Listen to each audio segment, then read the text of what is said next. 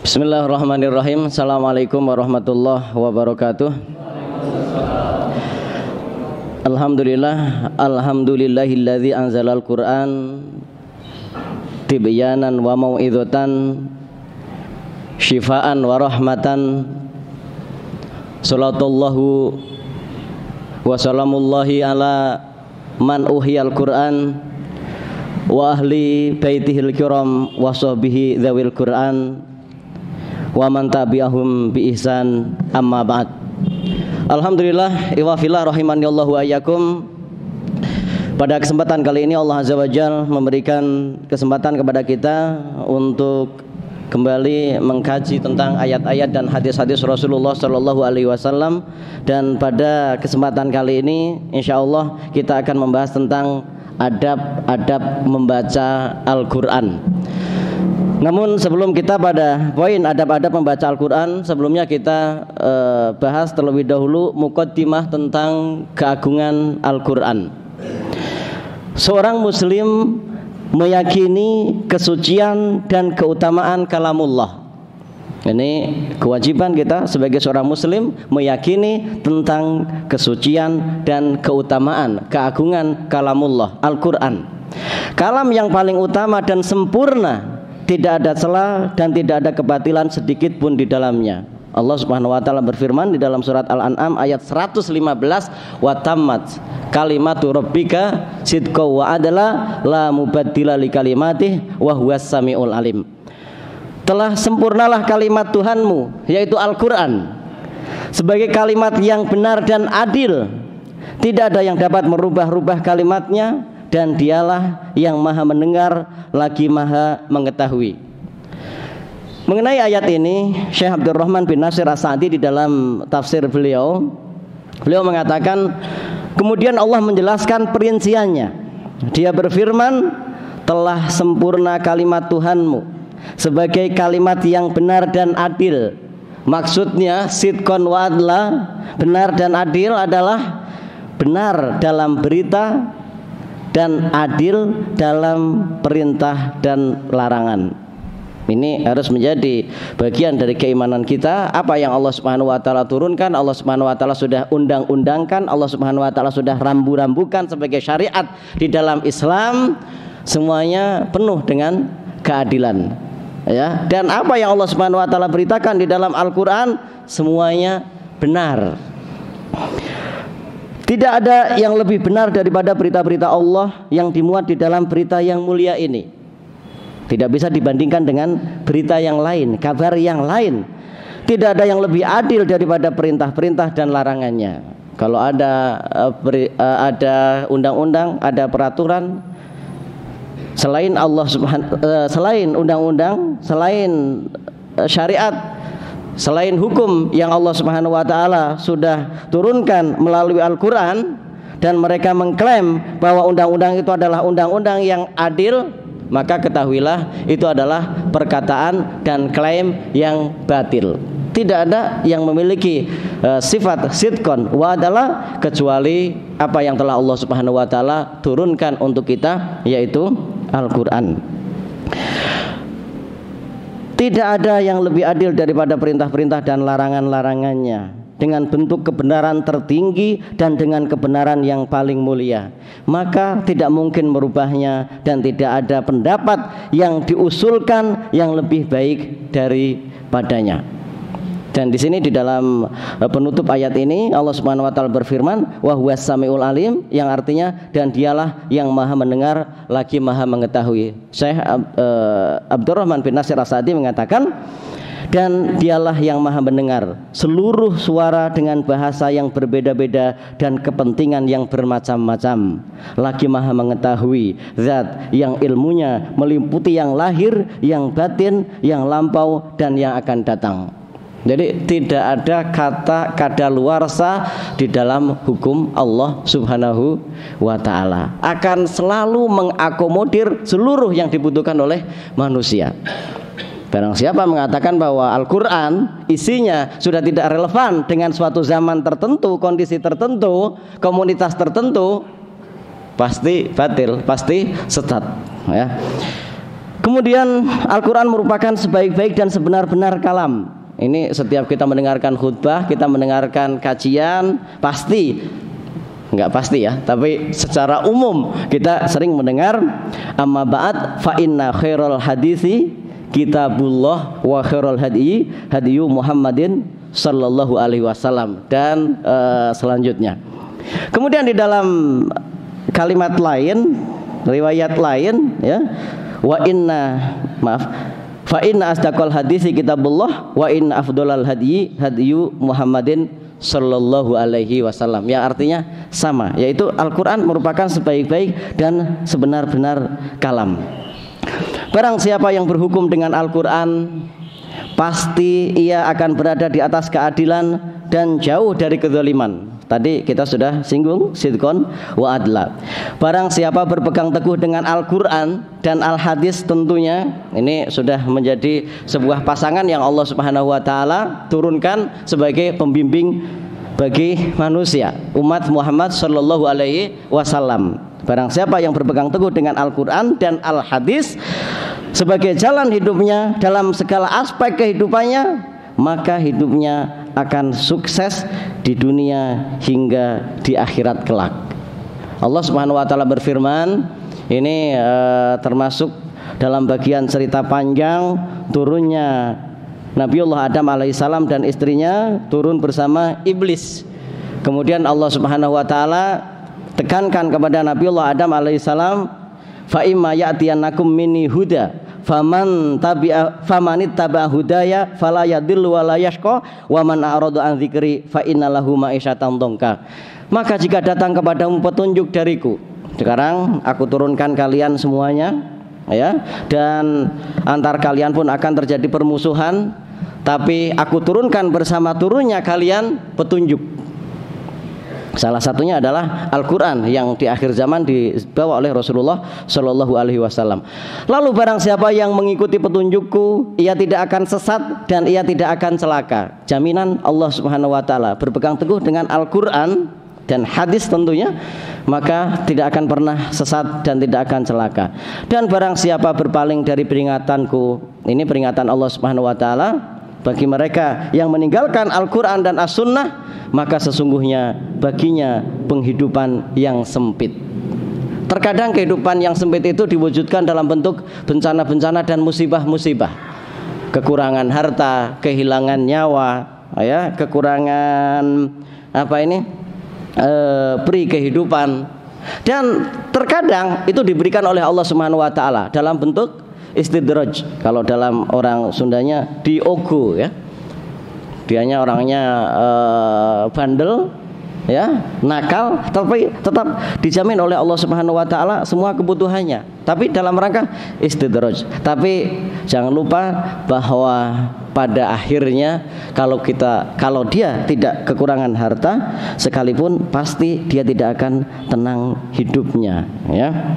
Ini Allah Subhanahu wa taala yang sudah menyampaikan kepada kita. Maka sesungguhnya baginya penghidupan yang sempit tadi, boleh jadi dalam bentuk fisik, tapi boleh jadi juga dalam bentuk psikologis. Dan kami akan dan kami akan menghimpunkannya pada hari kiamat dalam keadaan buta. Ini yang lebih berbahaya, yang kita sering sebut dengan keterpurukan ukhrawi.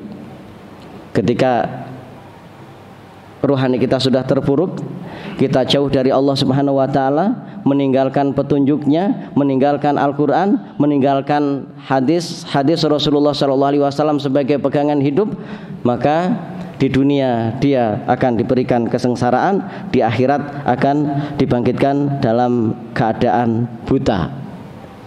Di situ pun kita akan melakukan protes kepada Allah Subhanahu wa taala. Kenapa aku dibangkitkan dalam keadaan buta, padahal pada waktu aku hidup di dunia aku bisa melihat? Maka Allah Subhanahu wa taala pun sampaikan bahwa iya, tapi saat ayat-ayatku datang kepada kalian, kalian tidak mau mengambilnya sebagai petunjuk, mengacuhkannya. Kemudian wafillah rahimani Allah yakum, Rasulullah sallallahu alaihi wasallam bersabda, taraktu fikum amrayni lan tadillu ma tamassaktum bihima, kitaballah wa sunnata rasulih.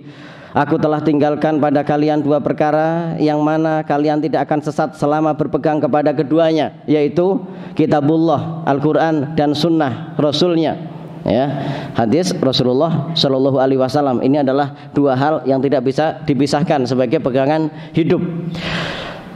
Kemudian ihwafillah rahimani Allahikum, apa yang dikatakan oleh Syekh Abdurrahman bin Nasir As-Sa'di tentang ayat yang tadi kita sudah bacakan, yaitu tentang wa man arada an dzikri fa inna lahu ma'isyatan dhanka.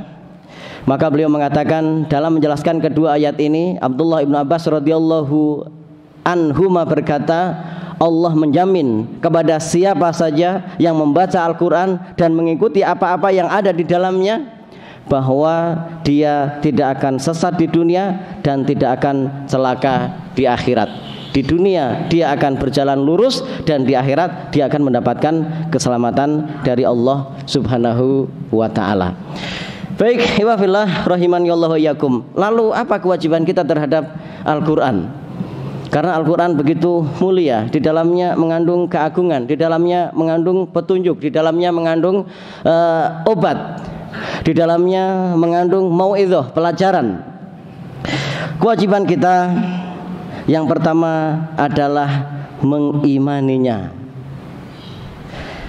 Mengimani Al-Quran dimulai dengan membacanya, mempelajarinya, mentadaburinya. Dalam rangka apa? Untuk mendapatkan pelajaran, mendapatkan mau'idhah, mendapatkan ibrah di dalamnya.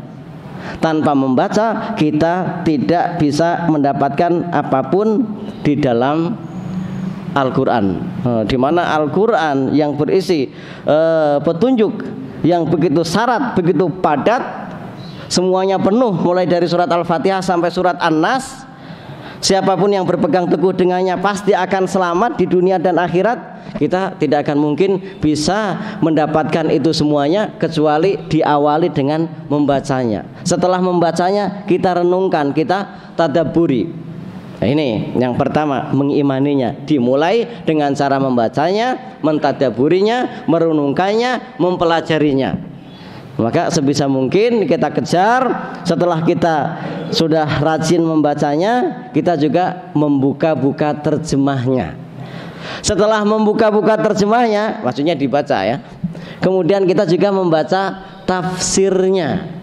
Jangan lupa juga ikut kajian, hadir tafsir yang disampaikan oleh para asatidz dan asatidzah. Kenapa? Agar apa yang kita pahami dari Al-Quran, apa yang kita pahami dari terjemah Al-Quran, apa yang sudah kita pahami dari tafsir Al-Quran itu sendiri sesuai dengan maksud dan tujuan Allah Subhanahu wa taala menurunkan ayat-ayat yang kita baca tadi. Karena para ulama lah yang paling paham ya, karena secara sanad, secara silsilah mereka selalu ittiba terhadap para ulama sebelumnya hingga Rasulullah Sallallahu Alaihi Wasallam. Jadi ada saatnya kita membaca, kemudian membaca ayatnya, membaca terjemahnya, kemudian tafsirnya, kita juga hadir kajian.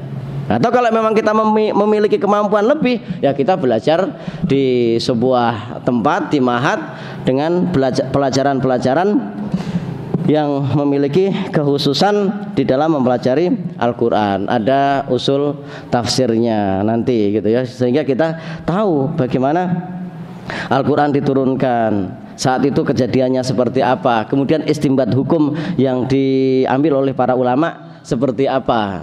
Kalau kita memiliki kemampuan, baik kemampuan harta, kemampuan waktu, memiliki kemampuan pikiran dan yang lain sebagainya. Tapi yang jelas, yang terpenting kita tidak begitu saja membaca tanpa ada bimbingan, baik itu ulama atau bimbingan seorang guru atau bimbingan sebuah komunitas atau organisasi yang mereka lebih paham tentang isi Al-Quran secara tafsir ataupun secara pemahaman dan pengamalan. Baik, kemudian kewajiban kita yang kedua adalah menjalankan perintah-perintah Al-Quran sekaligus menjauhi hal-hal yang dilarangnya. Membaca sudah, mentadaburi sudah, memahami sudah, maka kemudian yang menjamin kita mendapatkan keutamaan Al-Quran baik itu ketika di dunia maupun di akhirat adalah amalannya. Inilah yang membedakan antara kita dengan orang-orang munafik. Kita tahu kemudian kita mengamalkan. Ini juga yang membedakan kita dengan orang-orang yang tersesat sebagaimana yang disebutkan oleh Allah Subhanahu wa taala di dalam surat Al-Fatihah, yaitu mereka yang al-maghdub, orang-orang Yahudi, tahu tetapi tidak mengamalkan. Nah, ini. Dan ada ancaman tersendiri orang-orang yang hanya pandai berbicara tapi dia tidak mengamalkan. Nah, ini menjalankan perintah-perintah Al-Quran sekaligus menjauhi hal-hal yang dilarangnya. Kemudian yang ketiga, mendakwahkannya ke seluruh umat manusia, dimulai dari diri sendiri, kemudian keluarga dan seterusnya. Walaupun kita hanya mampu, kita hanya paham menyampaikan satu ayat saja. Rasulullah Shallallahu Alaihi Wasallam bersabda, "Balighu anni walau ayah." Mungkin kita tidak memiliki banyak hafalan, kita tidak memiliki banyak pemahaman di dalam Al-Quran. Sampaikan sebatas maksimal yang kita punya, yang kita miliki. Kita tidak boleh tasaddud, dalam artian kita memperberat diri, menyampaikan sesuatu hal yang kita tidak miliki, menyampaikan satu hal yang kita tidak pahami. Tapi apa yang sudah kita pahami, walaupun itu baru satu ayat, harus segera disampaikan. Ini amanah dari Allah Subhanahu wa ta'ala. Balighu anni walau ayah.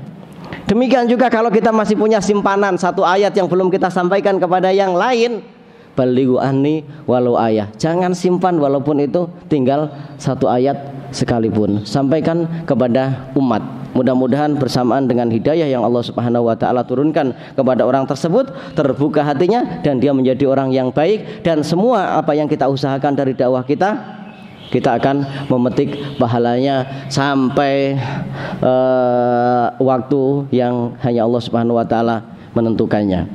Kemudian ikhwafillah rahimani Allahu wa iyyakum, itu sedikit tentang keagungan Al-Quran dan kewajiban kita kepadanya. Sekarang kita masuk kepada adab membaca Al-Quran.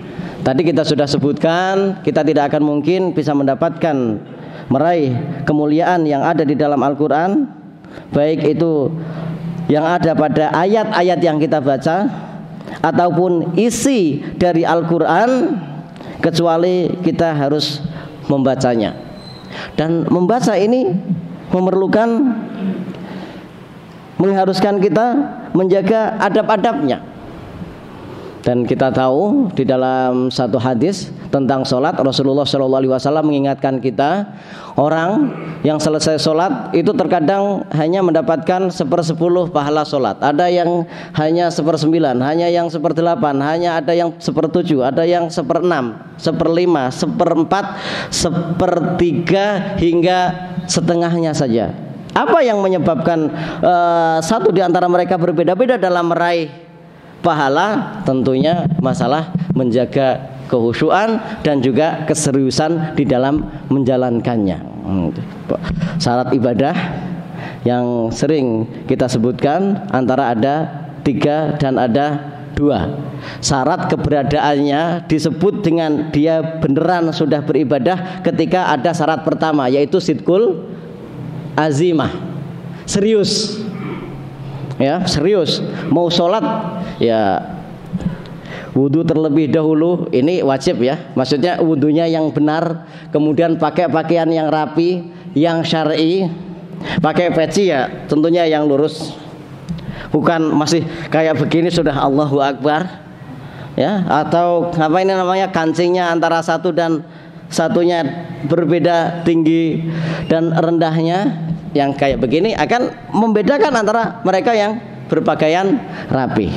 Kalau di suatu daerah peci itu adalah salah satu penyempurna, pemantasan untuk sholat, pakai. Kalau di suatu daerah sarung itu adalah bagian dari kepantasan untuk sholat, pakai. Begitu. Tapi kalau di daerah yang tidak mensyaratkan itu dan itu dianggap sudah cukup, ya sudah cukup. Ya, tapi kalaupun pakai sarung, pakai peci di suatu daerah yang di sana memang itu menjadi suatu kepantasan tersendiri untuk melaksanakan sholat, pakai. Itu contoh ya. Al-Quran pun demikian. Kita membaca Al-Quran akan mendapatkan pahala yang berbeda-beda antara satu dengan yang lainnya. Kenapa? Yang satu menjaga adab-adabnya, yang satu kurang. Sidqul azimah. Ini penting sekali ya. Kemudian yang kedua yaitu ikhlas, yang ketiga mutabaah. Kita tidak sedang membahas ini sehingga kita tidak bahas secara detail tentang ini. Baik, ada pembaca Al-Quran. Yang pertama, niat ikhlas tentunya. Mengharapkan ridha Allah dan bukan berharap yang lainnya, baik mencari dunia ataupun yang semisalnya. Bukan karena untuk meraih dunia. Dan dunia itu luas. Bukan hanya maksudnya harta, Ustadz. Mungkin enggak. Likes dan komen itu juga sudah cukup dikatakan sebagai mencari dunia. Saya di sini nggak nyari apa-apa, saya cuma nyari subscribers, nyari likes dan komen. Ya, ini juga perlu hati-hati. Bukan berarti kalau kita membaca kemudian dapat duit, Ustaz. Bukan.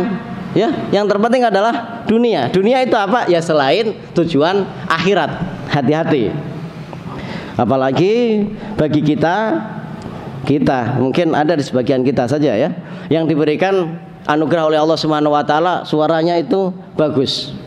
Ketika diminta untuk antum coba baca seperti saya Sutias, langsung. Seperti saya Hudzaifi, langsung. Seperti saya Hani Arifai, langsung. Persis gitu. Ini ujian tersendiri ya, agak hati-hati maksudnya. Niat ikhlas. Kita tahu di dalam sebuah hadis panjang, orang yang akan dihakimi pertama kali itu ada 3. Orang yang alim, yang pertama kali apa? Mujahid fisabilillah, seolah-olah dia mujahid fisabilillah. Kemudian alim dan qori, orang yang seolah-olah pinter dan seolah-olah dia ahli membaca Al-Quran. Yang ketiga adalah al-jawad, orang yang seolah-olah dermawan. Stressing point kita adalah mereka warajulun ta'allamal ilma wa 'allamahu wa qara'a al-Qur'an, yang diancam oleh Allah Subhanahu wa taala akan diadili pertama kali, yaitu seseorang yang diberikan oleh Allah Subhanahu wa taala anugerah ilmu dan diberikan oleh Allah Subhanahu wa taala anugerah pandai membaca Al-Qur'an, akan didatangkan dan akan ditunjukkan nikmat-nikmatnya di dunia. Tentang kepandaian dia, berpikirnya yang begitu cerdas, hafalannya yang begitu banyak, ya kemampuan berdebatnya yang begitu hebat, akan ditunjukkan. Suaranya yang begitu indah, ya, bisa menirukan semua para qori internasional, ditunjukkan oleh Allah Subhanahu wa taala. Terus kemudian semua ini untuk apa? Ini untuk dakwah, ini untuk membaca Al-Quran. Maka di situ dibantah oleh Allah Subhanahu wa taala, kadzabta, engkau berdusta. Sebenarnya bukan itu, tapi yang kau cari adalah popularitas, ketenaran, dan itu sudah engkau dapatkan. Subscribe kamu ini sudah banyak banget, jutaan. Viewer kamu sudah banyak, jutaan. Itu sudah didapatkan. Likers kamu sudah banyak, ya. Komennya pun indah-indah, mendapatkan itu, bahkan mendapatkan Qori Award, udah dapat itu. Tapi bukan karena aku gitu. Ya, ini maka diperintahkan kepada malaikat untuk diseret dan dimasukkan ke dalam neraka. Maka ini yang harus kita perhatikan, ikhlas, ya, ikhlas. Tapi juga bukan berarti menunggu ikhlas kemudian kita tidak membaca Al-Quran dan tidak belajar. Banyak hal keutamaan yang kita bisa dapatkan.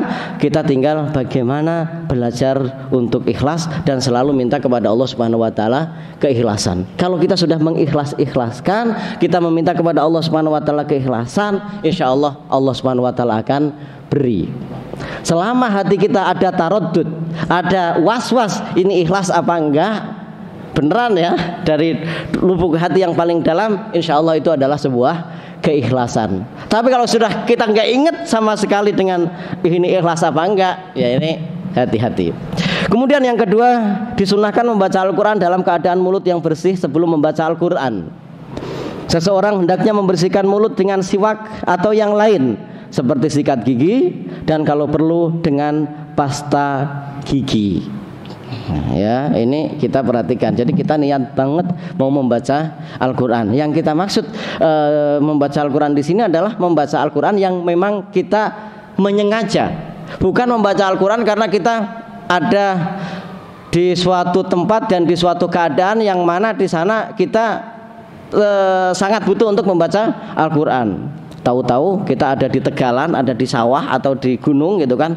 Ini harus membaca apa? Al-Falaq, An-Nas, Qul Mu'awwidzatain ya, terus kemudian Al-Ikhlas, ayat kursi. Ya di situ ini keadaan yang lain. Tapi yang kita maksud memang kita mau menyengaja membaca Al-Qur'an, tilawah Al-Qur'an. Seseorang hendaknya membersihkan mulut dengan siwak atau yang lainnya. Dan kalau perlu kita tajdid wudu.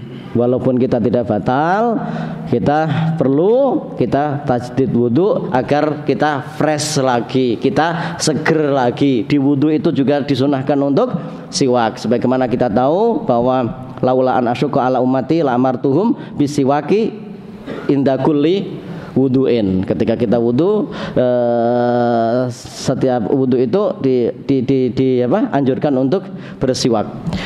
Kemudian kita nggak panjang-panjang ya. Yang ketiga adalah disunahkan membaca Al-Qur'an dalam keadaan suci. Disunahkan membaca Al-Qur'an dalam keadaan suci. Ini sekali lagi yang kita maksud adalah memang saat itu kita hendak menyengaja membaca Al-Qur'an. Ya. Namun jika membacanya dalam keadaan berhadas diperbolehkan, khususnya kita dalam kondisi tertentu di tempat tertentu, tapi dengan syarat kita tidak menyentuh mushaf. Membaca dengan menyentuh mushaf ini harus dibedakan. Membacanya saja kita sudah hafal, kita baca boleh, tapi kita membaca dengan menyentuh ini lain. Bahkan tanpa membaca kita menyentuh mushaf, ini kita sudah disyaratkan untuk bersuci. Ada mushaf ada di hadapan kita, tapi di tempat yang kurang layak. Tadi habis dipakai belajar anak kita angkat, kita pindahkan. Sebelum mengangkat dan kita memindahkan, kita harus bersuci terlebih dahulu. Nah, ini berbeda dengan antara membaca dan menyentuh. Kemudian yang keempat, mengambil tempat yang bersih untuk membaca Al-Qur'an. Bahkan para ulama menganjurkan hendaknya kalau memang kita memang beneran niat ya serius membaca Al-Qur'an dalam rangka tilawah, mendekatkan diri kepada Allah Subhanahu wa taala yang khusus mahdhah, maka kita mencari tempat yang bersih yaitu masjid. Walaupun di rumah nggak masalah, dan salah satu anjuran kita juga memperbanyak membaca Al-Qur'an di rumah agar rumah kita tidak menjadi rumah yang seakan kosong, rumah yang rusak, rumah yang angker, dan mendapatkan sinar dari Allah Subhanahu wa taala, menjadi tempat yang mulia, jauh dari setan dan yang semacamnya. Mengambil tempat yang bersih, khususnya masjid. Imam An-Nawawi bahkan memberikan saran kepada kita hendaknya seseorang ketika masuk masjid, apalagi untuk tilawah, segeralah berniat untuk i'tikaf, walau lahdzatan, walaupun hanya sesaat. Ya, ini i'tikaf yang umum, bukan i'tikaf dalam rangka mencari Lailatul Qadar yang ingin 1 hari 1 malam atau yang 10 hari 10 malam. Walau hanya sesaat, seperti kita tadi masuk ke masjid, setelah berdoa, sholat 2 rakaat, kita niatkan untuk i'tikaf selama setengah jam. Itu sudah cukup ya. Itu keutamaan tersendiri. Kemudian yang kelima, menghadap kiblat ketika membaca Al-Qur'an, duduk ketika itu dalam keadaan sakinah dan penuh ketenangan. Menghadap kiblat. Yang keenam, memulai membaca Al-Qur'an dengan membaca ta'awudz, yaitu ucapan a'udzubillahi minasyaitonirrajim. Ya, dibaca. Dan ini pun hukumnya sunnah, bukan wajib, tapi hendaknya sebagai adab kita terlebih dahulu membaca a'udzubillahi minasyaitonirrajim. Kemudian yang ketujuh adalah membaca Bismillahirrahmanirrahim di setiap awal surat selain surat Baroah atau surat At-Taubah. Sebelum surat Al-Fatihah, sebelum surat Al-Baqarah, ya semuanya kita membaca bismillah terlebih dahulu. Bagaimana ketika kita membaca kemudian sudah sampai tengah-tengah? Ya, disunahkan tetap untuk membaca ta'awudz, tapi tidak harus membaca bismillah. Bagaimana kalau membaca bismillah? Apakah boleh atau bid'ah? Boleh. Ya. Di dalam sebuah kitab Fathul Mu'in, syarah dari Qurratul Ain, Syekh Ahmad Zainuddin bin Abdul Aziz Al-Malibari mengatakan far'un wa tusanu atasmiyatu litilawatil Qur'ani walau min asna'i suratin fi sholatin au kharijiha. Ya, kita tetap disunahkan untuk membaca Bismillahirrahmanirrahim walaupun di pertengahan surat sekalipun. Adapun surat Baroah atau At-Taubah, maka hukumnya ada sebagian mengatakan haram, ada yang mengatakan makruh membaca bismillah sebelum surat At-Taubah. Ingat-ingat cuma satu surat, yaitu surat Baroah atau surat At-Taubah. Itu yang diharamkan atau dimakruhkan untuk membaca bismillah terlebih dahulu sebelum membaca surat tersebut, baik di awal maupun di pertengahan surat. Kemudian yang kedelapan, hendaknya ketika membaca Al-Quran dalam keadaan khusyuk dan berusaha untuk mentadaburi atau merenungkan setiap ayat yang dibaca. Allah Subhanahu wa taala berfirman, "Afala yatadabbarunal Qur'ana am ala qulubin aqfaluha." Maka apakah mereka tidak memperhatikan Al-Qur'an ataukah hati mereka sudah terkunci? Di dalamnya penuh dengan pelajaran, di dalamnya ada perintah, di dalamnya ada larangan, di dalamnya ada peringatan Allah Subhanahu wa taala dari segala macam keburukan yang akan menimpa mereka ketika mereka melakukannya, dan di dalamnya ada nasihat ketika mereka menginginkan keselamatan hidup di dunia dan akhirat. Kenapa kita tidak mau merenungkannya? Ini tahdzir dari Allah Subhanahu wa taala untuk kita. Dan juga di dalam ayat yang lain Allah Subhanahu wa taala berfirman, "Kitabun anzalnahu ilaika mubarakun liyadabbaru ayatihi wal yatadzakkar ulul albab." Ini adalah sebuah kitab yang kami turunkan kepadamu penuh dengan berkah supaya mereka memperhatikan ayat-ayatnya dan supaya mendapat pelajaran orang-orang yang mempunyai pikiran, memiliki akal. Ini saya bacakan apa yang disampaikan oleh Syekh As-Sa'di dalam tafsir beliau mengenai ayat tersebut. Beliau mengatakan, ini adalah sebuah kitab yang kami turunkan kepadamu penuh dengan berkah. Di dalamnya terkandung banyak kebaikan dan ilmu yang banyak, dan di dalamnya terdapat setiap petunjuk dari kesesatan, penawar dari segala penyakit, dan cahaya yang dapat dijadikan penerang di dalam berbagai kegelapan, serta segala hukum yang dibutuhkan oleh orang-orang mukallaf, oleh kita sebagai seorang mukmin.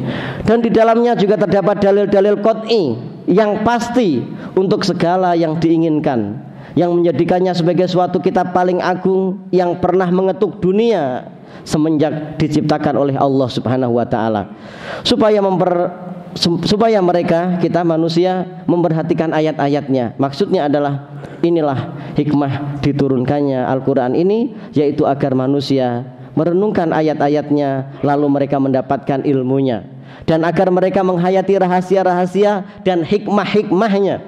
Sebab sesungguhnya dengan menghayatinya, merenungkan makna-maknanya dan kembali memikirkannya secara berulang-ulang, akan diketahui berkah dan kebaikan di dalamnya.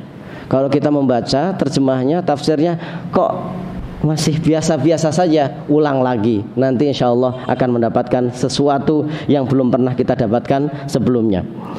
Ini menunjukkan anjuran atau himbauan untuk menghayati dan merenungkan Al-Quran, dan ia termasuk amal yang paling utama, dan bahwa bacaan yang disertai dengan penghayatan itu lebih utama tadi untuk mendapatkan pahala yang lebih daripada bacaan cepat yang maksud seperti ini tidak akan bisa dicapai. Maksudnya untuk mendapatkan pelajaran dalam Al-Quran itu tidak akan mungkin bisa kita dapatkan.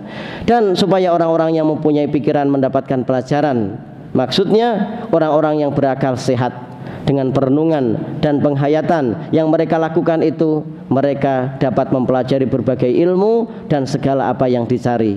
Ini membuktikan bahwa pelajaran dan manfaat dari Al-Quran itu dapat diperoleh tergantung kepada daya akal dan pikiran seseorang. Dan itu bisa diusahakan dengan apa? Terus mengulang-ulang ayat dan minta kepada Allah Subhanahu wa taala, Rabbi zidni ilma, ya warzuqni fahma. Itu selalu minta kepada Allah Subhanahu wa taala. Dan terakhir, salah satu di antara nasihat para ulama tentang bagaimana saat kita membaca Al-Quran, mentadabburi Al-Quran, yaitu secara umum Al-Quran berbicara tentang perintah, baik itu perintah kepada kaum mukminin secara khusus maupun manusia secara umum.